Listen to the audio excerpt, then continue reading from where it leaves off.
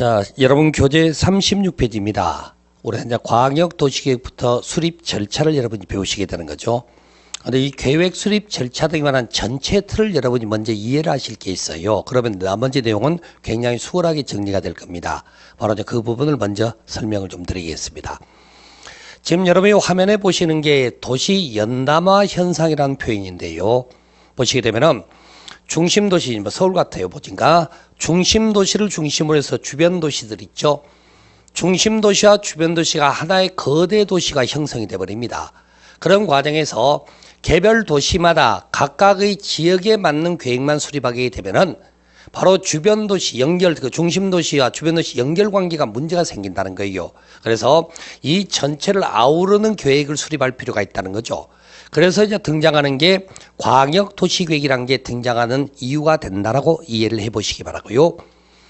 그 다음에 광역 도시계획 수립을 하는 과정 속에서는요, 광역 계획권 지정이라는 게 있습니다. 여러분들 현실적으로 한번 얘기해 볼까요? 서울특별시 관할구역, 아니면 뭐 성남시 관할구역, 의정부시 관할구역이 이미 법정되어 있죠. 이미 정해져 있는 겁니다. 그런데 문제는 둘 이상에 걸쳐서 계획을 세워야 한다면 그 둘 이상의 범위를 설정을 해줘야죠. 둘 이상이라는 것은 2개 될 수도 있고 3개, 4개, 5개, 10개 될 수가 있지 않습니까? 그래서 그 둘 이상의 범위를 설정하는 것을 우리가 이제 광역계획권이라는 명칭을 써요.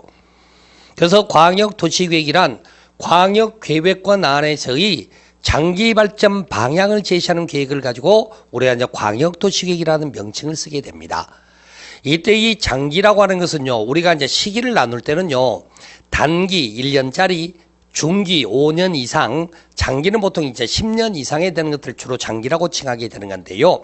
그러나 학자마다 분류 기준이기 때문에 크게 의미 부여하지는 마시고요. 다만 장기 발전 방향을 제시한다고 해서 이 광역 도시계획을 수립할 때는요, 20년을 내다보고 계획을 세우는 겁니다.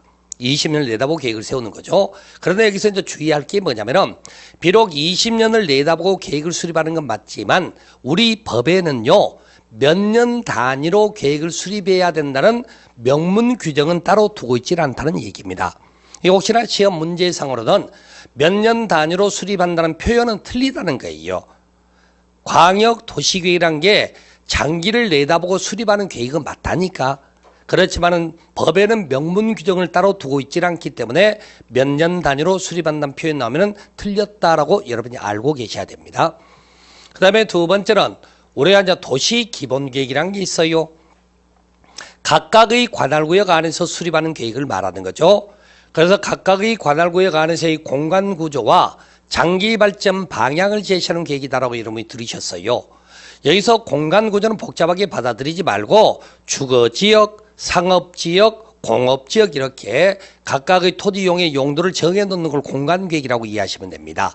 그리고 이제 여기도 마찬가지로 장기를 내다보고 수립하는 계획이라는 거죠. 그래서 20년이라는 범위를 내다보고 계획을 수립하는데 여기서도 마찬가지 수립 주기가 법의 명문 규정으로 두고 있지는 않습니다. 그것도 알아두시면서요.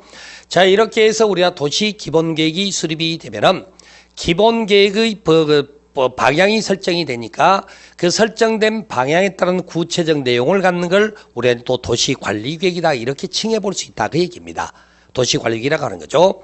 그러면서 도시기본계획은 관리계획 수립에 일단 지침이 되는 거죠. 방향을 설정하는 거니까. 그리고 이 도시계획은 5년마다 재검토하는 규정을 또 두고 있다. 이제 그런 내용을 학습하시게 될 겁니다. 그 다음에 이렇게 해서 광역도시나 도시기본계획이 관리계획보다는 상위계획에 해당되는 거죠.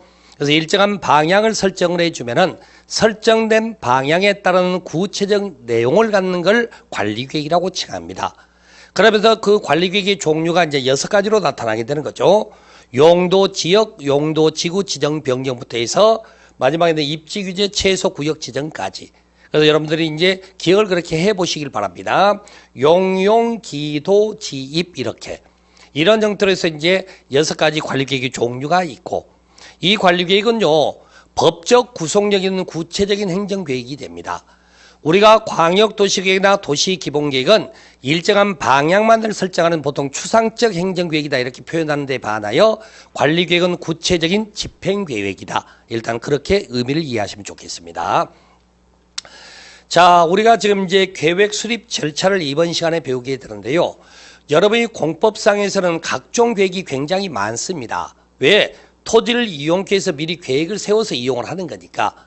근데 그 계획 수립 절차를 우리가 이제 학습하는 과정인데요. 계획 수립 절차는 다 똑같다고 보시면 돼요. 그 틀을 먼저 여러분이 정리를 하고 들어가겠다는 얘기입니다. 자, 모든 계획을 수립하는 과정의 첫 번째 단계 뭘 하게 되냐면은 기초조사 과정이 있습니다. 그 지역의 특성을 파악하도록 되어 있다는 거죠. 자, 우리가 어촌 마을에서 수립하는 계획과 그다음에 농촌 마을 아니면 또는 자, 서울특별시 강남역 중심으로 한 사거리 안에서 수립하는 계획, 뭔가 지역의 특성이 좀 다르지 않겠습니까? 그러면 그 지역의 특성에 맞는 계획을 세워야 되기 때문에 그 지역의 특성의 현황을 파악하는 걸 우리가 기초조사라고 칭하는 겁니다. 그래서 모든 계획 수립할 때는 기초조사 과정이 있구나라고 하셔야 돼요. 그 다음에 두 번째는 계획을 왜 세울까요? 계획을 세워서 수립된 계획에 맞는 행정행위를 통하여 행정 목표를 달성하게 돼 있습니다. 근데 그 행정 목표라는 게 궁극적으로는 주민의 복리 증진을 목적으로 하는 겁니다. 그러면 시장님이 계획을 세울 때는 주민을 위한 계획을 세워야 되지 않겠습니까? 그러면 계획 수립 단계에서는 반드시 해당 지역 주민의 의견을 듣게 돼 있다는 거예요. 그래서 의견을 청취하는 과정이 있고요. 그 다음에 여러분들이 이 행정계획을 이 단어 두 개를 가지고 제가 설명을 한번 드려볼게요. 형성의 자유라는 표현이 있습니다. 형성의 자유라는 표현은 무슨 표현이냐? 어떠한 내용에 관해서도 계획을 세울 수가 있다는 거예요. 우리 이제 시장님을 선출을 해놨죠. 시장님이 이제 우리를 위해서 많은 일들을 해주시지 않습니까? 그때 시장님께서 자, 이러이러한 것들이 어쩌면 시민을 위한 것이다. 그러면 그에 맞는 계획 세울 수 있다는 거예요. 어떠한 내용이든 간에. 그걸 형성의 자유라고 합니다. 또 하나 더, 이 계획을 수립하는 과정에 계획 재량이 허용이 된다고 표현합니다. 계획 재량이란 말을 써요. 재량이라는 것은 할 수도 있고 안 할 수도 있다 그런 의미를 담는 건데 계획 재량이 인정돼 있어 모든 것을 다 계획을 세워야만 하는 게 아니라는 거죠. 왜 모든 걸 다 계획을 세울 수가 없느냐? 행정행위를 하는 과정에는 많은 비용이 발생하게 됩니다. 그런데 실질적으로 우리가 그 이제 예산이라고 칭하는 건데요. 그 예산을 누가 가지고 있죠? 나라 예산은 국회가 가지고 있고 각각의 지자체에서 필요한 예산은 지방의회가 가지고 있습니다. 달리 말해 입법부가 가지고 있는 거예요. 실질적으로는. 주민의 또 다른 대표기관으로 입법부가 있기 때문에. 그러면 계획을 수립하는 과정 속에 돈 줄 기관의 의견도 들어봐야 되지 않겠습니까? 아니 돈도 없는 계획을 세워서 집행을 하겠다 말이 안 되는 거죠. 그래서 의견 청취 과정에 반드시 지방의회 의견을 같이 듣도록 돼 있다는 겁니다. 지방의회를 같이 듣게 돼 있다는 거죠. 이렇게 해서 기초조사고 의견 청취해서 계획을 이제 세우게 되는 겁니다. 이렇게 수립된 계획을 이제 상급청에다 올려보내요. 그럼 이제 상급청이 이제 확정을 지어주는 형태가 될 텐데, 자, 상급청에 올려보내게 되면은 상급청은요, 결정을 할 때 독단적으로 결정하면 안 됩니다. 우리가 개발을 하면은요, 항상 상대적으로 발생할 수 있는 문제가 환경 침해라는 게 발생할 수 있다고요. 근데 여러분들 보세요.